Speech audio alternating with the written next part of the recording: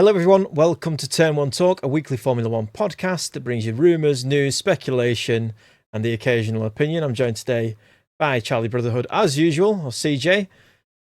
First of all, we'll get into the news, the limited news from this week, which was that Alpine or Renault is pulling out of its F1 engine project for 2026 onwards for the regulation change. Obviously, the Viry-Châtillon factory has been a strong point for Renault in the past, but as of late, over the past 10 years, hasn't really delivered any performance whatsoever. What are your first thoughts on that, CJ? Ah, dear. What an... Those sunglasses are killing me. Okay, go on. I'm on the beach, mate. I don't know what you're talking about. Look, I think it's beyond a joke that you've had to sacrifice your engine department. No, it's actually... That is...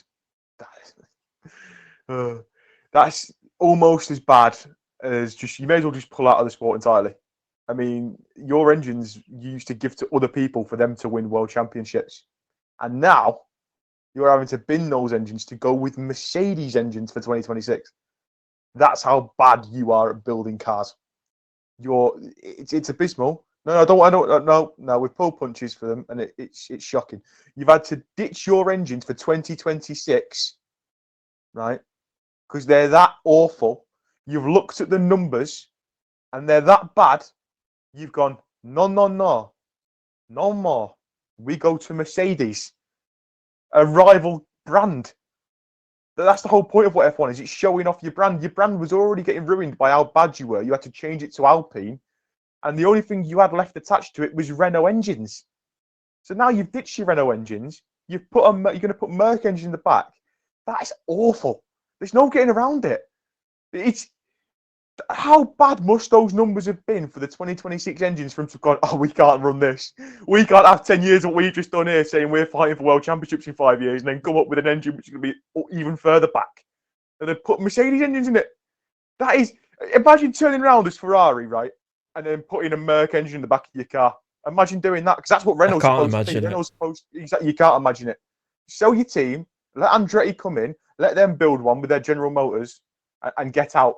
That's the thing, isn't it? It's as brutal as your opinion is and your honesty. I mean, the thing is, at the point where they're at as an engine manufacturer, as a car manufacturer, coming into the sport as Renault, and then ditching off your engine manufacturing completely and still running a team is just ludicrous. I don't think it does any favors for the brand, and if it does do any favors, it's an insult to the customer's intelligence. Somebody sees an Alpine going around the track and thinks, oh, actually, I want one of them. It's doing quite well. It's got a Mercedes engine in it. Why don't I just get a Mercedes then? They haven't been bad at producing engines in the past, though, have they? I mean, they've won with Williams. They've won with their own team. They've won with one more. You remind me, one more. Last time they won a world championship Red Bull. with another team, the last time I was in primary school. I'm not having it. They are awful. You've had 11 years to try and fix this. But Ferrari have obviously not won a championship. Ferrari have been competitive. Ferrari even decided their engine was that dismal. They started to cheat. At least they tried. Yeah, but at least they tried to cheat to get faster. Renault have just been awful the entire time. They haven't even tried to cheat. Personally, I think that it's ludicrous that they're pulling out of the sport and not continuing the investment, because it feels like they've been in and out of the sport many a time. I think 2001 and 1990 or something like that. I can't remember off the top of my head, but basically they've been in and out of the sport multiple times, but both times they had the manufacturing continuing. They kept up with the F1 engines. This is the first time I think that they're not doing so. I mean, they left they left in when 2010 they rebranded to Lotus. To Lotus, yeah, but they still provided engines. Yeah, and then rebought that team back. Yeah, and then made engines. Now you've changed your name to your other name for your other little sports thing underneath cars. Renault. Now you've got your sports cars. If whatever they're meant to be, they're terrible. No one. I've never seen an Alpine on the road. So I'm just like, have you ever seen an Alpine on the road? I want to say I have once. I did see an Alpine on the road. It was very surprising. Yeah, I've never seen an Alpine in my life. It's the only Alpine I've ever seen though, which is the little roadster that they do that kind of looks like a knockoff of the Lotus Elise. Exactly. So it's all trash. So you rebrand into that to protect your image, and then you pulled your engine out of the sport because it was that bad. And we were all looking forward to having multiple engine manufacturers in 2026. There's still going to be 5, but yeah, it's just I wanted the fact that there was going to be six engine manufacturers out of 10 teams was going to be amazing. Now we're going to have an Alpine powered by Mercedes and an Aston Martin powered by Honda. And I think I've obviously seen this somewhere, but obviously also the fact that there's not going to be a Renault engine on the grid, but there will be a Red Bull engine on the grid. Albeit that it's Red Bull Ford, but it's still an in-house Red Bull engine compared to Renault that's just given up the ghost and just decided to leave the sport. Well, leave the engine side of the sport. At least I don't know. I don't know what they're thinking. I don't know why they're even continuing if they feel that Alpine is ruining Renault the Renault team was ruining Renault as a brand, so they switched it to Alpine, and now they're pulling out the Renault engine entirely. So what does the Alpine brand mean then? Surely that means that you're admitting that it means nothing. Doesn't make any sense. It's awful. I mean, just sell up. Yeah. I think if you are a car manufacturer in the business and you're not performing well, I mean, Aston Martin have a clear-cut project, and they are. I mean, they may be under the guise of Aston Martin. They've got a Honda engine, but they are the only one with the Honda engine. Mm-hmm. That's the difference. Alpine aren't winning a world championship with a Mercedes engine in the back of the car. No, they're not. It's not. They're not. No. You've got teams like McLaren and Mercedes that both have proven over the years that they are race-winning, championship-winning capable teams. Mercedes maybe not so much as of late, but if we take on an average for the past 10 years compared to Renault, they've got no chance. Absolutely no chance. Makes no sense. Makes zero sense to me. Just bear with me 2 seconds. Have you got any other further thoughts on that, though, before we move on? Loads of thoughts. I mean, to be totally frank about it as well, if they're going to go forward with this, of having Gasly and Jack Doohan in the car, yeah, and into 25, I mean, if you're those two drivers, surely you must be thinking that the team's getting sold. The team's got to be getting sold, and not just that, the knock-on effect that will have for the junior drivers coming through the ranks as well. Yeah, that's true. That team will not be Alpine, I don't think, by 26, by 27 maximum. Honestly, I can't see. If you're selling your engines, if you're closing down your engines, that's the thing which has always brought you success. Do you think it won't be Alpine, but under Renault management, and they get some? You think they're selling? They've got to. I mean, if you're going to close your engines down, what's the point in keeping it? There's no point in keeping it. I see what you're saying in terms of the point in keeping it. There's no point in keeping it in terms of if you're running Renault or Alpine or any brand of your own. But as we've seen that now, because there's only 10 teams on the grid, and because it's not a smart proposition for a team to try and buy it, to try and make a new team in the sport. It's a smart proposition to buy a team, which in turn makes the 10 teams on the grid more valuable to keep than to sell. Hence why you've got the likes of Haas still in, and I don't know. I personally think it's more likely that Renault will keep control and then have someone else put their name on the car before they sell the team. I don't know. I think it's an absolute joke. It is. We're going to be doing something different this week just because there's been barely any F1 news whatsoever. Are you all right with your mic there? It said my microphone's not working. It's working fine. So, we're going to try something a little bit different. We're going to review the drivers and rate them. So obviously other podcasts have this similar format, and occasionally they'll rate drivers after the race or over the course of the season. No, they don't. We're doing something completely unique. Yeah, okay. Original. Yeah, completely unique and original. But yeah, we're going to be racing the drivers from the summer break up until now, up until the unofficial autumnal break. Starting off, we'll start with the current leader of the Drivers' Championship. We'll start with Max Verstappen. What is your driver rating for Max Verstappen from Hungary this year up until Singapore? So after the Singapore Grand Prix. 8. 8. That's a bold one. 8. What's your reasoning behind that? There's very good reasoning. So I think that in all the races where Norris has outscored him, he has minimised the damage. So if you look at the races where Norris could have made big inroads on him, he has limited that capability. He had the one-off in Baku where he was messing around with the car trying to figure stuff out. Every time when Norris could have made a big jump on him, he's done enough to make sure that that's not happened. So there's not been a gain of, I think, more than 7 or 8 points in that entire time with a car which has blatantly not been the fastest car and has not been as fast as the McLaren the entire time. Not. You can argue in between which cars have been even faster than the Red Bull as well. Yeah, I think that an 8 is fair considering the fact of you could say that he made the mistake at Hungary. Fair enough, quality, love it, no problem. But again, no one's made big inroads on him the entire time. It just hasn't happened. And I think if you're hunting for the championship, you're struggling to take me seriously here, aren't you? I can see it in your face. I'm smiling because I'm waiting for you to finish because I've got the same score as you do. Big review. Oh, you got the same score as I do? I've got the same score as you do. But I'll let you finish your opinion first, and then we'll move on to why I've rated Verstappen an 8 as well. He's done enough, and though he's not won the races, he is carrying that team forward, and that's that. Yeah. For me, it is an 8 as well. I thought it was quite harsh to give him an 8, considering that car hasn't really been there. It's not really looks race winning capable, has it? So to expect more out of it, I kind of was on the verge of giving him a 9, but at the same time, Hungary was a big detriment in terms if we're going to rate out of 10, 5 being bang average. You know, sometimes people rate between 5 and 10, and you never really see a score below 5 because it's too harsh.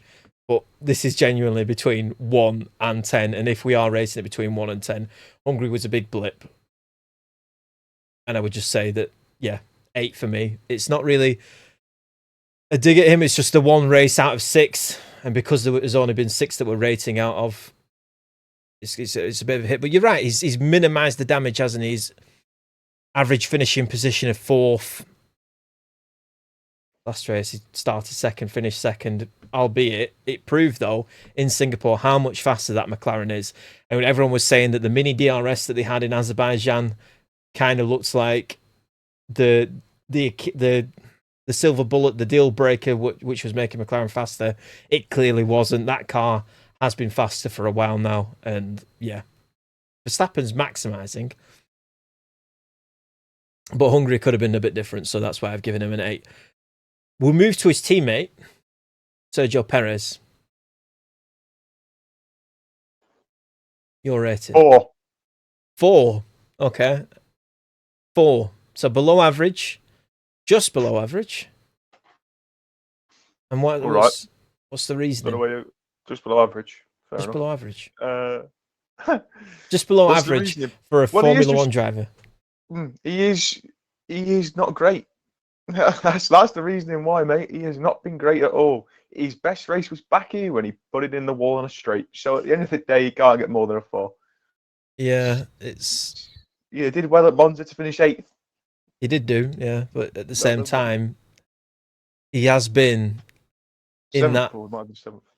I think either way, like 7th or 8th. Most of his results are 7th or 8th the entire season. He had a somewhat strong start to the season, if you can call it a strong start.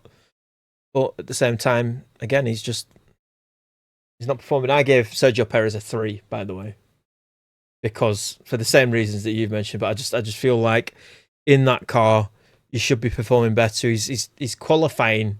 He's got an average qualifying over the past 6 races. He's got an average qualifying of 8th.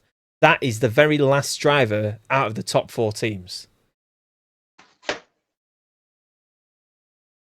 You can't.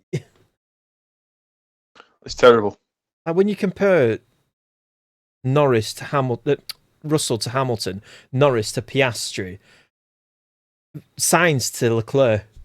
And then Verstappen to Perez. It's too big of a gap.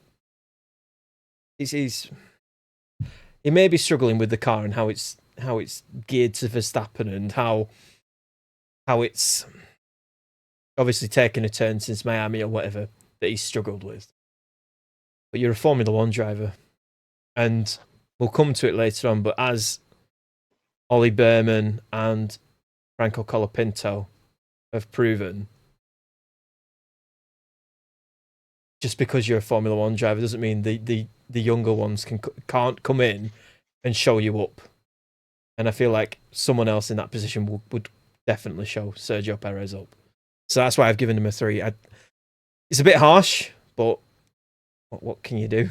Like it's facts. At this point, it's facts. Lando Norris. Let's move on. Lando Norris. I don't want to bang the Sergio Perez drum too much. So at first I put 8, but I'm going to say 7. Right. Okay. Why 7? That's.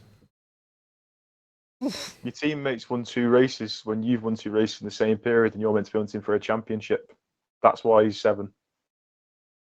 It's not good enough. 7. We're getting this British media championship fighters on. Well, your teammates won the same amount of races as you in that time period.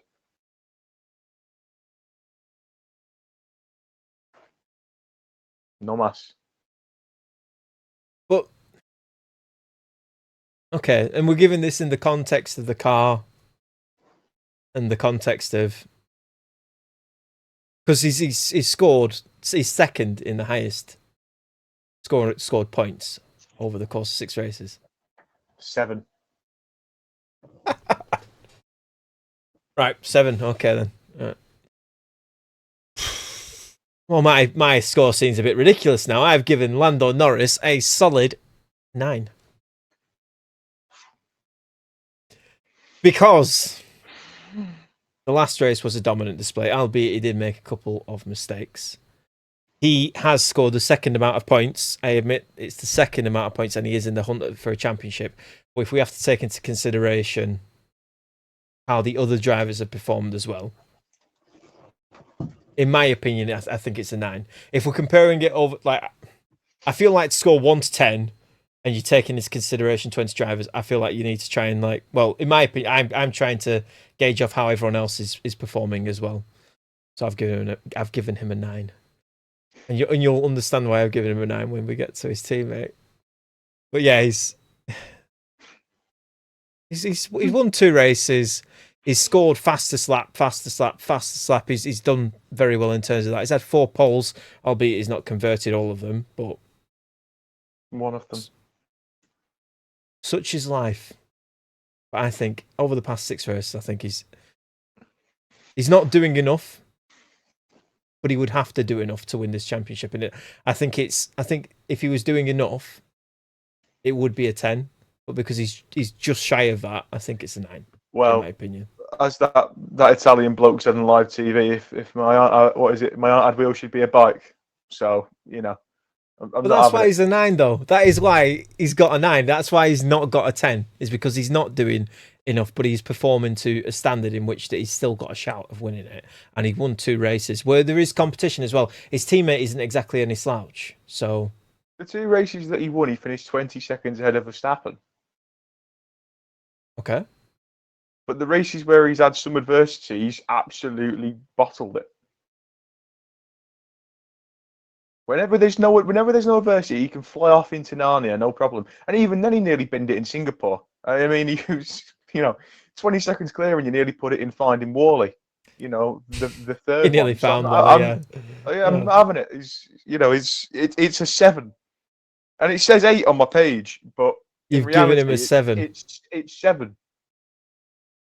How can you be fighting for the world championship? Like, as Lance Stroll says, and Lance Stroll's never wrong, pressure creates diamonds, right? And he's crumbling like coal. I can't believe you've just quoted Lance Stroll to win an argument. Well, he's an encyclopedia of knowledge, mate. So he is well and truly, absolutely nothing else but a 7. I'm going to stay with my 9. I feel that You do that. I'm going to stay with my 9. Oscar Piastri. So I've put him down as 9, right? But I also think he's only an 8 or a 7. So I'm going to say 8. Very harsh, aren't you? What's your reasoning behind giving Oscar Piastri? He's won 2. Nah, I'll explain it. He's won 2 races, like I've just said, and the same as his teammate, right? But he has also, in the races where he's finished behind Norris, finished significantly behind Norris. So it's not like he's had magnificent performances, but he's also finished 40 seconds behind in one race and 30 seconds behind in another. So at that point, you turn around and you go, well, you can't be given a 9 if I'm giving Norris a 7. I still think he's done a better job than him overall. You've been more consistent with your performances, and you've not bottled it when in the hunt for a world championship. So I give you an 8. I've given Oscar Piastri a 9. I've tied him with Norris. I feel like they're fairly equal in terms of their 6 race performance. It's that Commonwealth bias, isn't it? There's no bias. It's just Commonwealth bias. He's won 2 of the races. He's yet to have a pole position over 6. He's outscored everybody. He's had a solid performance, but at the same time, it's not been a 10, has it? Because as you said, when he has finished behind Norris, it's been drastic. He's had his worst finish was 4th over those 6. Was 5th, sorry, over those 6 races. 4th over those 6 races. 8. 9. Fair enough. We could agree to disagree. I think we should just both agree with 9, but we'll be here all day, so we'll move on. Charles Leclerc, King of Monza, Prince of Monaco. What are we 7. giving him? 7? Charles Leclerc in the Ferrari. Yep. The performances that he's had over the 6 races. What performances? He's won 1 race. In the Ferrari. Right. Listen, Fernando Alonso knows everything about Formula 1, as everyone loves to tell me, right? And he turned around and says, those Ferraris should have won in Singapore. And where were they? Where were they? Well, I tell you where they were. Absolutely nowhere to be seen. That's where they were. It's a 7. He bottled what he could have won, and you're going, but he won a race, so he must be a 9. We're basing it off 6 races. No. The world champion. We're basing it off 6 races. And over those 6 races, he's won 1 race. He should have won more, and he's also bottled a few along the way. It's 7. He's got 4 podiums. Right? And in every single one of those races, apart from one that he's won, I guarantee he could finish a position higher. He could have finished a position. No. He got lucky in Baku as well. Baku is going to lose 2nd place. But then Checo and Sainz decided to. But you could argue that he was fighting. Okay. So because we're getting into the weeds of Baku, you could argue that he should have overtaken Piastri, but the car was illegal. What?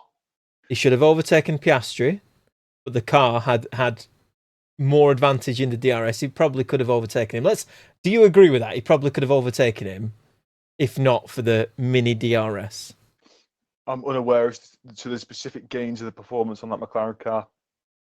I've told you about it. I know you have. I know I have. But anyway, I'm aware of what the gains are. I'm just saying the actual delta times of what McLaren and Wing may or may not have given them. Either way, I think Charles Leclerc probably would have overtaken Oscar Piastri.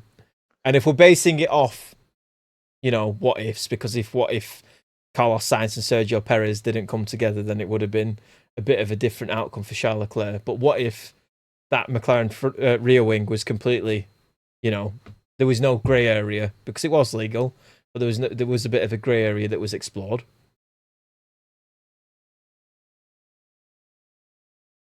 I think those tyres would have lasted because he would have been behind Oscar Piastri for so long. And then it would have been a different conversation, wouldn't it? I think Charles Leclerc is well deserving of a 9. for his performances in the Is Ferrari. everyone getting a 9 if they've won a race? That is my last 9. Everyone's getting a 9. That is my last 9. Hamilton's going to have a 10. I'm going to rock up to Hamilton in a minute. He's going to have a 10 out of 10. He did he win Belgium. He won a race.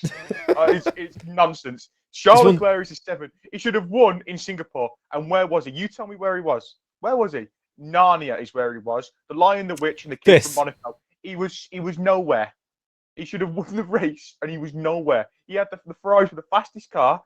Everyone in the paddock said they were the fastest car, and they were nowhere. He bottled it again. When are we going to realise that Charles Leclerc is just bottling everything? Every time he's ever had a chance, he's bottled. Apart from when he's either at Monza or where he decides finally to put it on pole without crashing it into a wall so no one else can set a faster lap time. That's the only times. Slander. Complete slander.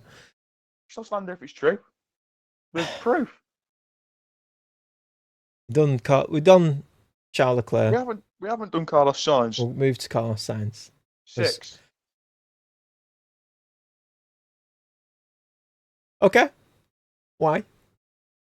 It's not been great, has it? Ever since No, it's not. It's not been great. Ever since he's gone to Williams, he's decided to drive like he's in a Williams, and it's fallen off, hasn't it? Really, to be totally frank, look at the results. They're not great. They're not terrific at all, and you've made some silly mistakes, haven't you, young Carlito? So it's a 6. Not terrible, you know. I have also not like him. Given Carlos Sainz a 6. Well, every race for the past 6 races, he has finished below his teammate, and yeah, just bang, well, just above bang average. I guess it's not. He's a very consistent driver, which we've seen in the past, but at the moment he's been consistently average. So he's capable of producing good races, but as of the 6 races, yeah, he's definitely deserving of a 6. And got anything further to add on Carlos Sainz? Because I don't. Nope. Lewis Hamilton, Sir Lewis Hamilton. 6.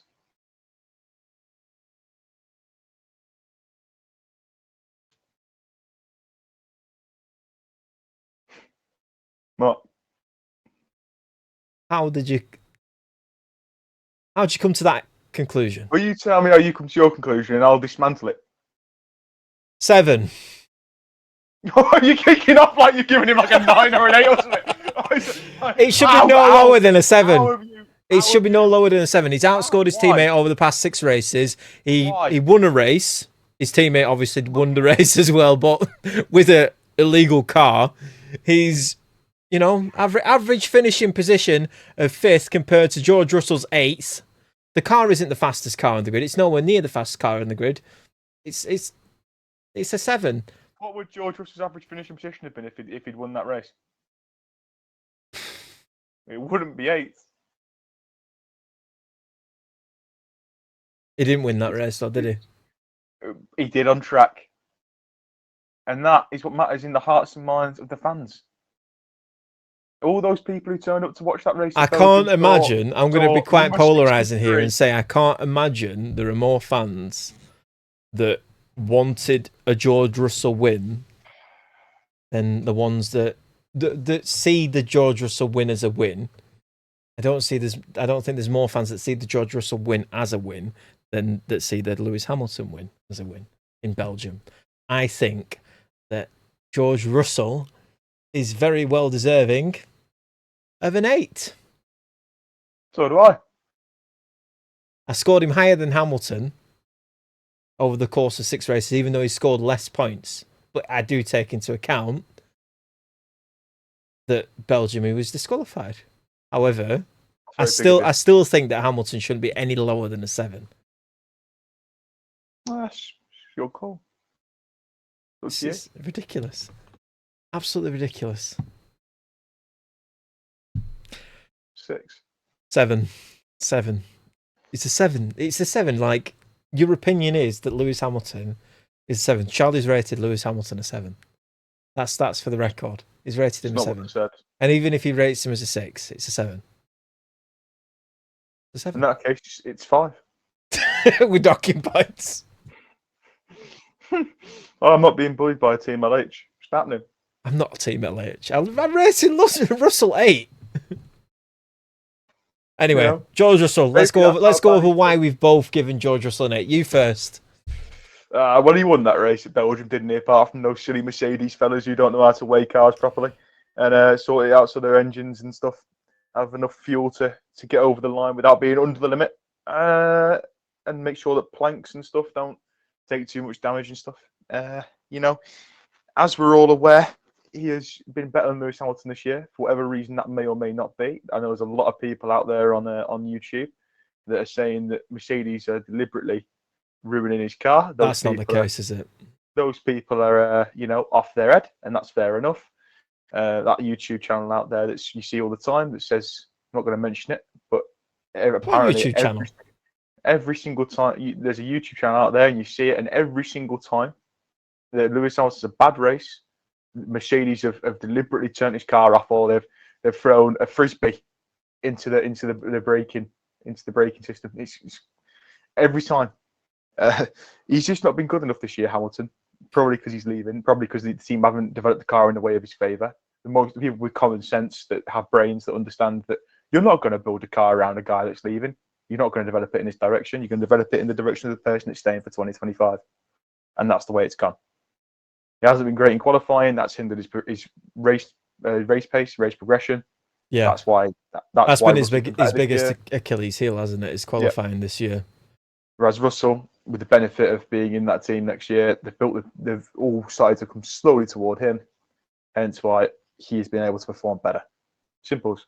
No grand conspiracy. Apart from at Singapore, they did absolutely knacker the tyre strategy. But apart from that, that wasn't a conspiracy no though. good. That was just complete stupidity on their part. Well, Well, I'm in the camp of believing that Mercedes, for the majority of the time, don't know what they're doing unless they've got a good car.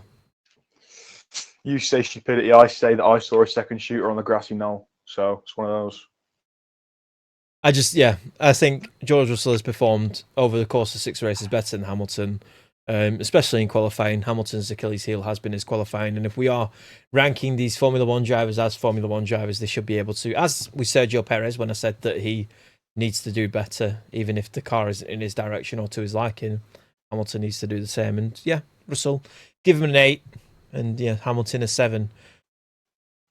Who should we move on to? Fernando Alonso? I'd say so. 7. 7 for Alonso. Mm-hmm. And why is that? More often than not, when there's a position to be picked up from other people and all the big teams making mistakes, he picks it up. Yeah, that car isn't top 10, is it? No. And although I think he's lost a little something, it's not quite the old Fernando Alonso. I give him a 7. He's been better than he's drastically outperformed his teammate. Drastically outperformed his teammate. It's night and day. I mean, you wonder if you kind of wish that for one race they put a rookie in every car to see where replace the teammate for one race, the one that's underperforming, and then you can really see how bad they are. But yeah. Fernando Alonso, I give him Fernando Alonso an 8. I feel like my scores are a bit more generous than yours.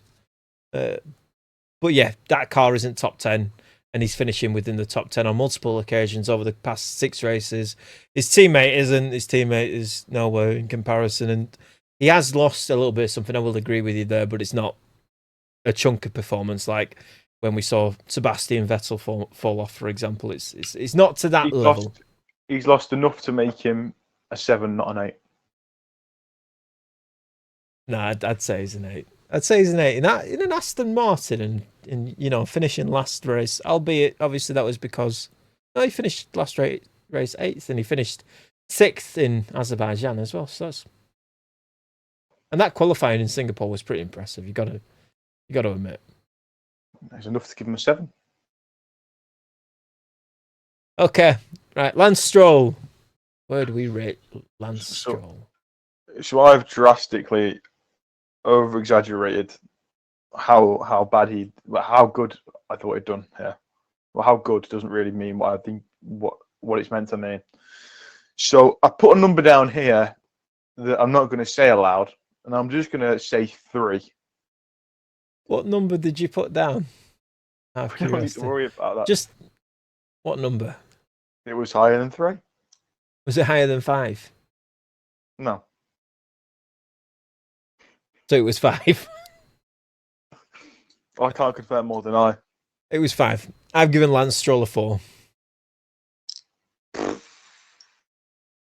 Dear me. I mean, at least I sat there, looked at my number, and went, "Jesus, what are you on?" He finished. He's had a bet over the number and past 6 actually said it. races. The car isn't in the top 10. Over the past 6 races, he hasn't performed well. But the car isn't in the top 10, and sometimes it's not even in the top 14. Well, neither of the rest of these drivers are about to mention here, and off that, they're not going to get 4s, are they? No, they're not. Some of them have got worse than others. But yeah, I just think that Lance Stroll isn't. I mean, I can see why you've rated him a 3. I don't disagree with a 3. I think it's a little bit harsh. I've given him a 4. He had a best finish of 10th, but an average finish of 13th. So for that reason, I think he's performing where the car is, and I've given him just below average. Okay. Very seem quite disappointed by that, but anyway, we'll move on. Shall we go to? I was being an idiot for putting down 5, and you went 4. Hang on a minute. Weren't it you before who said when I rated Hamilton a 7, but harped on you for rating him a 6 that it was only 1 point difference? Well, there's 2 point difference. Funny now, how isn't it comes So I around. went for 3. There's 1 point difference between 4 and 5. Anyway, we'll move on. We'll move on to the lovely chaps at Haas, and we'll start with Kevin Magnussen first. 3. 3. Yeah, I've given Kevin Magnussen a 3 as well. Does he even deserve a 3? Oliver Behrman's got more points than him in one race. Well, not in one race. Oliver Behrman finished 10th and I think 7th, or if memory serves me right, in Header? A Ferrari. He's got more points than him.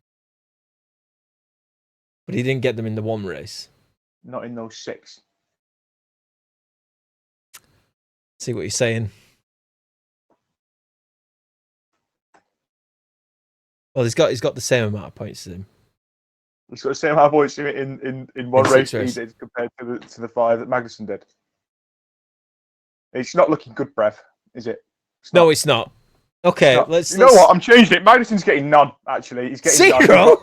He's getting 0. I'll tell you why he's getting 0, because It's not. So it's not worthy of a 0. It's 0 because no one's had a race ban in 12 years. He got a race ban, and then the person that came in. But that's not over the course of 6 races. No, because the person that came in. We're rating them on 6 races. We're not rating them on the full season.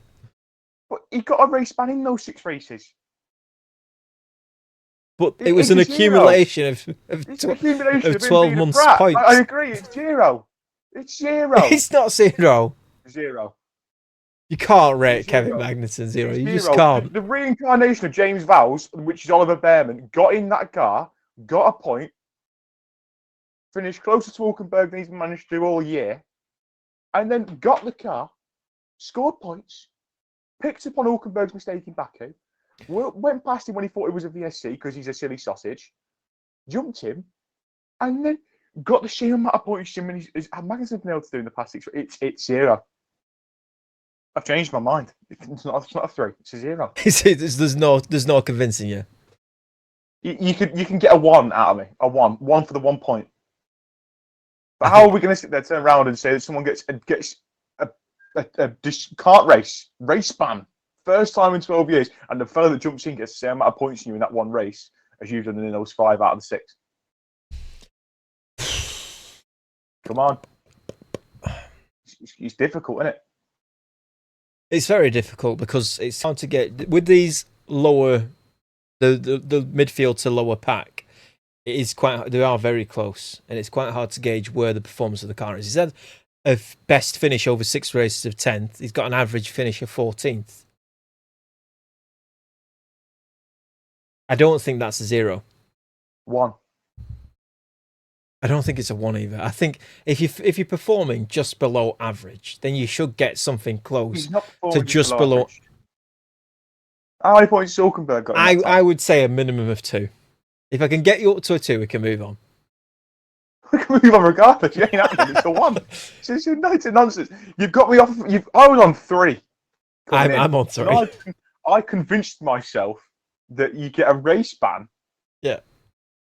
You get outscored or equally scored, should we say, in those 6 races by the young fella who's taking your seat next year on a one-off appearance, and he gets the same amount of points as you do in 5. It's not looking good. 1 is ludicrous. So he can have a 1. And I love Kevin Magnussen. He's one of my favourite drivers on the grid. But the time is coming to an end. Time is coming to an end, he says. It's a 1. Nico Hulkenberg. Let's see what we'd rate Nico Hulkenberg. 5. I'll tell you why 5. Because he's let himself down at Baku with that yellow flag situation, lost 2 positions because of it. And that's a mistake that you're not supposed to make. No. I had him down as a 7. And then I've realised, based on all the other scores that I've given out, that's a little bit silly. And I've learned from my mistake and I've gone 5. It's a 5. It has to be 5. The Baku one is a bad one because it was a yellow flag situation, and then you let 2 cars get past you on like the few laps to go. I think it might be the very last lap because you thought it was a VSC. It was only a yellow, and you can't say it's an experience type of thing. You're one of the oldest drivers in the grid, and a child, which is your standing teammate for a race, overtook you. He was a child. A child. Flew past him. Yeah. Oh, okay. I've given Nico Hulkenberg a 7. It's not too far from 5. I give you 6.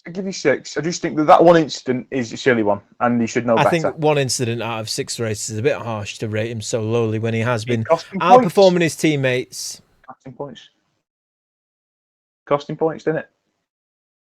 It did cost him points. Silly sausage.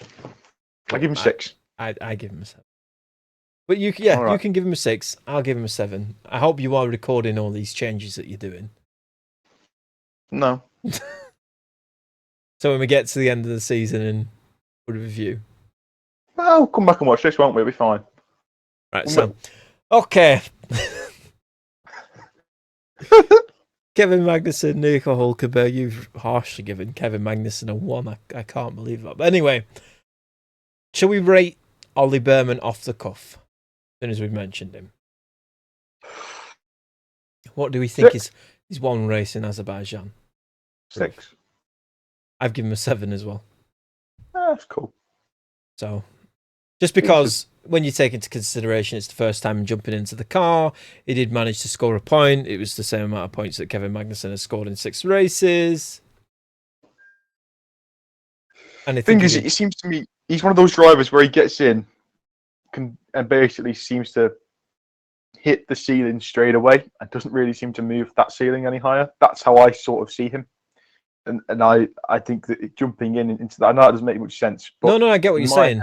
I get what you're saying. You're saying that just to clarify for everyone listening, that just in case that they don't get it, you're saying that once he's got to grips with the car, he gets to grips with the car fast, but he's not perfecting it. He's not showing any signs of improvement from that point.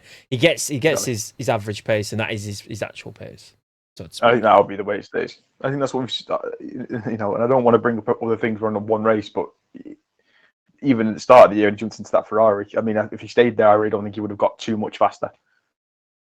I don't see that with him. Be interesting to see how he performs come next season. But yeah, I give him a 7 for his 1 race. I think jumping into the car and then performing like that, I think it's deserving of above average when you take into the criteria that he matches up to first race in a while. Yeah.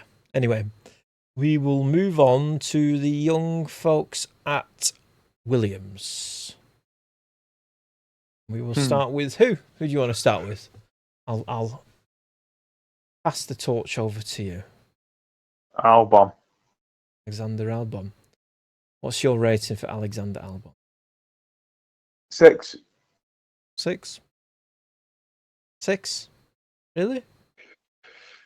The thing is, uh, he's done better than Colapinto in those races. He And has. he did better. He did better than Sargent in those races where he had him still. But Colapinto has jumped in, and Colapinto has basically sort of caught him lacking a little bit.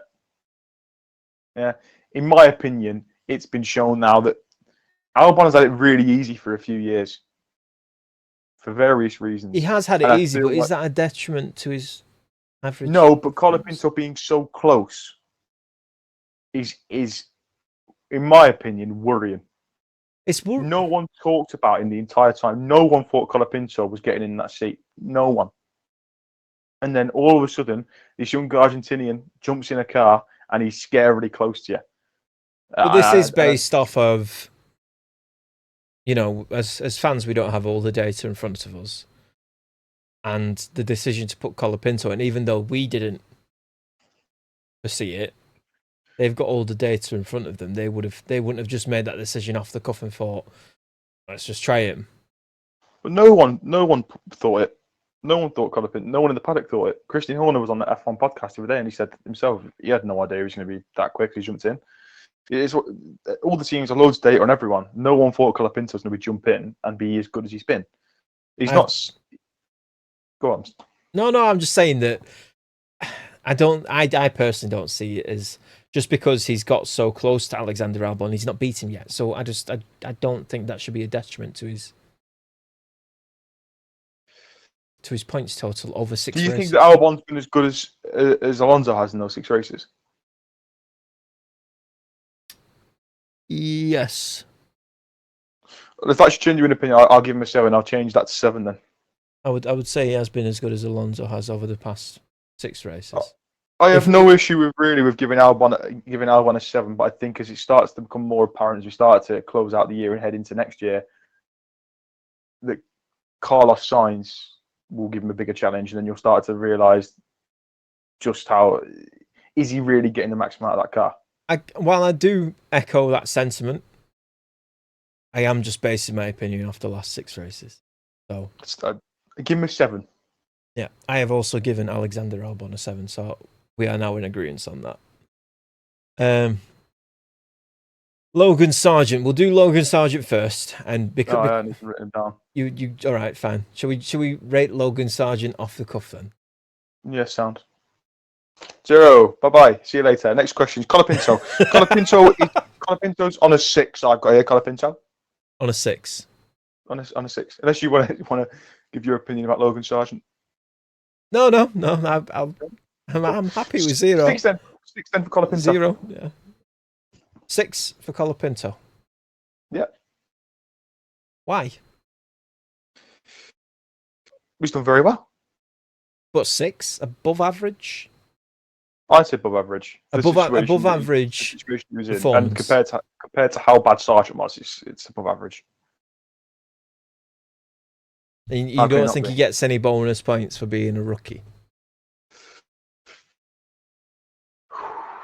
It's a good point. Like I'm not basing my opinion. No, it's a good point. But Diego Maradona with the hand of God, Argentinian, I've got to give him a 6.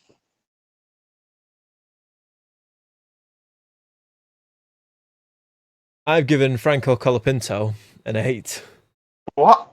Giving him an 8? I've given him an 8. What?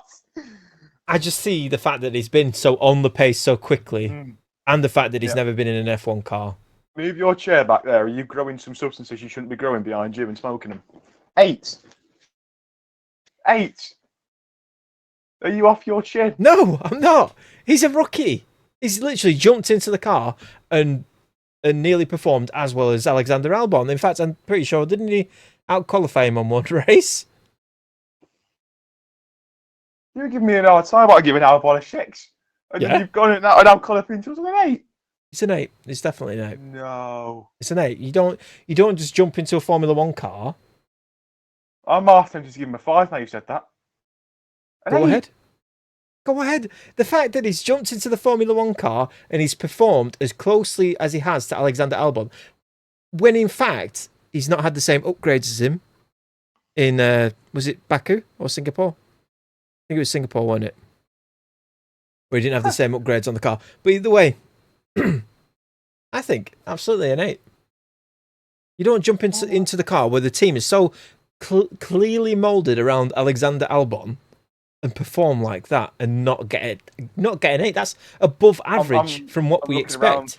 Looking around for the prank team to come out in a minute and say, haha, I got ya. So it didn't really mean an 8, but the 6. That is, what? How is that possible? 8. In relative, how can you got more than Albon? Because in relative to the performance of the car and the fact that he's got no experience. Well, not no experience, but you get what I mean. He's first time he's jumping in the car like that, and it's a car, and it's a team that's molded around Alexander Albon. And that midfield is very close. You can't take that away. That midfield is very close. So to get points is difficult. It's a 6, and that's the end of the conversation, and that's me breaking character, and now the glasses are going swiftly back on if I can get them on. Reminds me of a certain someone, but anyway. I was expecting you to have another pair of sunglasses under that. You can't call me Dr. Disrespect. I'm glad you got the reference. Alexander Albon, yeah, 7, and Franco Colapinto, an 8. It's just the way it is. It's just literally the way it is. I mean, this is what non-weed smoker looks like, and that's what pothead looks like, doesn't it? Really, this is one of those things where you look at it and you realise to yourself, no illegal substances was taken prior or during this podcast. Oh dear.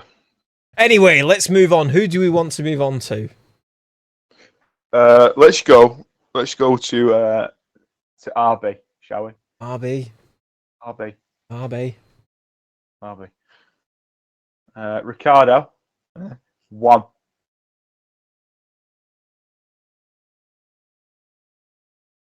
1. That's what he says here, mate. He says 1. They're not dropping Tsunoda to put in Liam Lawson. It's not happening. I agree. He's been dropped. His last race ever, he was at the back of the grid. He got his fastest lap. For whatever reason it may or may not have been. I know there's some conspiracy hats out there. Some people that have been taking too many substances to be able to formulate a real opinion. And obviously it was for the absolute benefit to him and him only of going out on a high for his end of his illustrious career. He's a 1. You want to talk about relative to where he was, it's a 1. These 6 races have been awful. He's gone.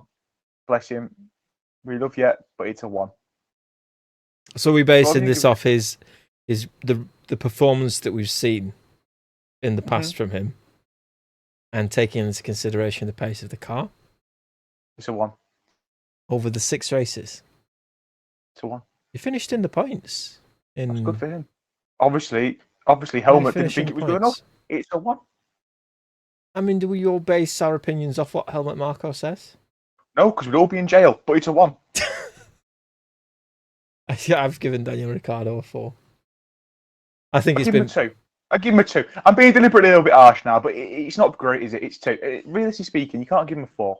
He's not been good enough. If he'd done a decent 4, is apparently slightly below average. If he's slightly below average, you wouldn't be getting kicked out of the sport. Yeah, you would. Formula 1 is all about Formula 1 is all about perfection. Not mid-season. If he wasn't not mid-season, Red Bull had a decision to make, and they made that decision, and it's clear that they just want to test Liam Lawson before they get him into whichever car he gets into. That is why Daniel Ricciardo got the X, and it's because he was performing below average, and he wasn't performing to Daniel Ricciardo was only in that RB seat to get into Red Bull. That was it. He was in that RB seat to perform well and get into Red Bull next season. He didn't do that, and he's now not in Red Bull next season. There was no point in keeping Daniel Ricciardo around, and there was a bigger benefit to getting Liam Lawson in. I say it's a 4 because that he has had a below average performance over the course of 6 races. He finished 10th. And he scored a point. I mean, and that RB isn't Give him a 2.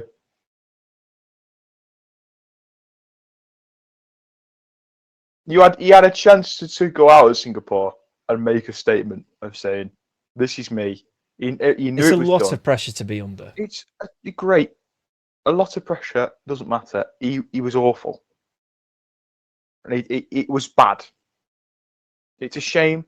We all love Daniel Ricciardo. He was one of the top 5 drivers in the grid not so long ago, but it is still relative. These past 6 races, it's not been great. If he'd done a good enough job, he would have stayed. If he was doing enough, if he'd finished 10th every race, he'd have done enough to keep that seat. I've accidentally opened RS. You that put off by what I'm saying that you've opened the video. I was clicking on my thing and I accidentally anyway, don't matter. I can't give Daniel Ricciardo lower than a 4 for the past 6 races.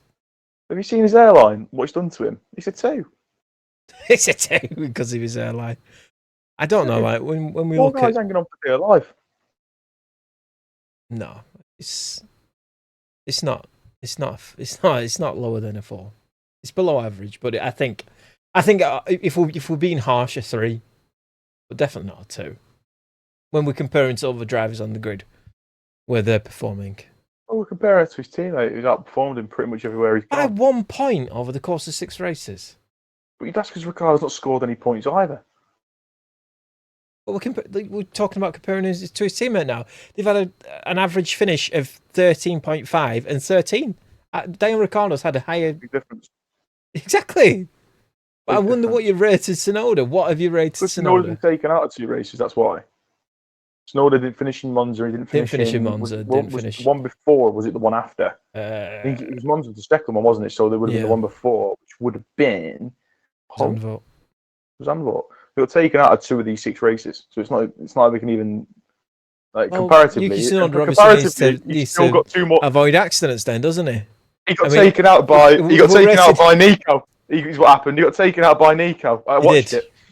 Straight into his side, not very happy about it. And to be honest, mate, it's a joke. So again, 2 of those races he didn't even get to compete in, things that weren't his fault, and he still got more points than Ricciardo. It's not really helped your case, has it? So it's definitely a 2. Anyway, you thought you had me then, and then you realised he hadn't finished. He's only finished 4 of those 6 races. It's not that I thought that I had you. I can understand your opinion. I just can't see it being a 2. But I think either 4 or 3 is fair for Daniel Ricciardo. But if you're going to rate him a 2, that is entirely your opinion. You're entitled to it. Yuki Tsunoda. What are we rating Yuki Tsunoda? 5. 5. Yeah, that's exactly what I've given him as well. What's that? He isn't going to end up in a Red Bull either. No. And that's it. He's performing exactly where you would expect someone in that car to perform. He's not really lighting the world on fire. Bless him. It's a 5. Yeah. Yeah. Shall we move on? Or we got any more opinions on Yuki Tsunoda? I've got nothing else. So. We've covered Williams. We are now down to Esteban Ocon and Pierre Gasly. Alpine first. So I gave Ocon a 4. And I gave Gasly a 6. Now, the reason why I gave Gasly a 6 is when there's been a chance to try and get anywhere near a point, Gasly's been the one which has got close. Ocon seems to have given up. I don't blame him. If I was stuck with that tin can of a car, and then I was going to another tin can of a car next year as well, I'd be just as upset as him. So I understand to a point why Ocon's not performing as well as he could do. He's had a few races where he's been okay, where Gasly's been dodgy. But when there's been a chance for points, Gasly's been the one which has got them. But it's been close. So I'd go Gasly a 6 and Ocon a 4. But they've both scored 9th place twice. But I still, if you look at the finishing points, the finishing places in those 6 races, and you compare them, Gasly's, even when he's not finished it with those points, Gasly still finished closest to the points. Still been thereabouts. I mean, I do agree with you. I'm just raising the point. I mean, I rated Pierre Gasly a 6. What did you give Ocon? 5. Okay, not too dissimilar then. Yeah. Maybe. To be totally frank, I'm more willing to admit it could be a misinformed opinion. But from when you look back and you don't actually see, you come to this and you don't get a chance to watch like 7 hours worth of races of those races we've watched before. Yeah, it's hard to Obviously, we've recall, already isn't it? seen it. Exactly what's And happened at what point. yeah, and you go look at the results and what I can see and from what I remember from watching the races at the time. When it's Oh, we've cut out. more in your favour, Ocon. Just repeat what you said. When there's a chance to get points, you'd favour Gasly to get them, not Ocon. Yeah. Yeah. I completely agree. I mean, over the course of their entire time as teammates, it's been clear which one has been the higher performer of the two. And also the one that clearly has the team in mind, which is why Esteban Ocon is going to Haas. Yeah. Ocon a 5, Gasly a 6. Anything further for the Alpine team? No. Last team on the grid then, I think. Yeah. It's a difficult Kick one, isn't it? Sauber. Because they're awful. So it's not really like you can really It's make a fair hard to judgment. rate them because the car is so far off. Yeah. So, I mean, without inflating, it's also hard to like not inflate the scores as well because when you consider how bad the car is, and then I'd given Bottas a 5, but I don't really think it's fair comparatively to other people. Yeah, I've I'd also say probably given a Bottas a 4. 5. I'd say really it's probably a 4. I think I mean, we can stick with a 5, but I mean, they're not really. They're fighting themselves. they And are he's fighting battered. themselves, and he's Battered consistently Joe. ahead of his teammate. So I've given Joe a 3, but I probably given think it's Joe more a like 2. a 2. Yeah. Yeah, it's more like a 2. So I'll say what, maybe a 5 and a 2. That's exactly what I've given them as well. Yeah, I think that's fair. It's just difficult to judge. Like, It's weighted because they are so far off the pace. It's unreal. jokes aside, it's difficult to figure out really. Yeah. It's a shame because, they may be performing better than that and the car may be that bad. It's hard to tell, but yeah, 5 and 2. If we use Bottas as the benchmark and mark him as bang average because we don't know where that car is relatively because of how bad it is and how bad the pit stops are from the team and everything like that. And you've got loads to consider. I mean, Bottas has had a best finish of a 12th in that car, which, a best finish of 15th, but a best qualifying of 12th in that car, which is crazy, to be honest with you, considering where it is. But yeah, 5 and 2. So. Still there? I'm here. Just thinking. So that wraps it up, doesn't it? Really? I mean, we give Ollie Berman a rating, didn't we? Did we give? Mm-hmm. We've given everyone it. We've even given the temporary reserves some ratings here and there as well. So it's been pretty quiet in terms of F1 news this week, hasn't it? I mean, you've got. I think the biggest storyline of the week was obviously Alpine, and then second to that was Michael Schumacher apparently turning up to his daughter's wedding, and news articles everywhere used it as clickbait, which, because there's no photo of Michael Schumacher showing up to his daughter's wedding because it was all done very privately. And sometimes I hate mainstream media for how they exploit things like that, but oh well. Those are the two biggest stories of the week. Exactly. I mean, we all know the situation there as well. We all know what the situation is. Yeah. We can all put 2 and 2 together and figure out very much what the. Yeah, he's not. I can't what type imagine of communication is able to be had. Yeah. So at this point, it's not in the public's interest. No, it's not. Until something happens. Yeah. I think we all know what I mean by that. Yeah. It's not really our place to interfere or to even have. Yeah. Why do we need to know if he's turned up his daughter's wedding or not? Yeah, exactly. I think best off for it. He's just left well alone. Yeah. Keep fighting Michael. Indeed. Anyway, if you agree with our ratings, please do. Sure, you will. I'm sure all of you will agree with my ratings. I feel like they've been closer to the Hamilton got a 7. What a joke! Who got a 7? You gave Hamilton a 7, didn't you? Yeah, Hamilton does get a 7. Anyway, thank you very much for watching. We appreciate you sticking all the way through it. And CJ's sunglasses in ludicrous opinions. We'll catch you next week for more Turn 1 talk every Monday, posted at some time. Thank you very much. We'll see you again next time. Bye-bye for now. Adios.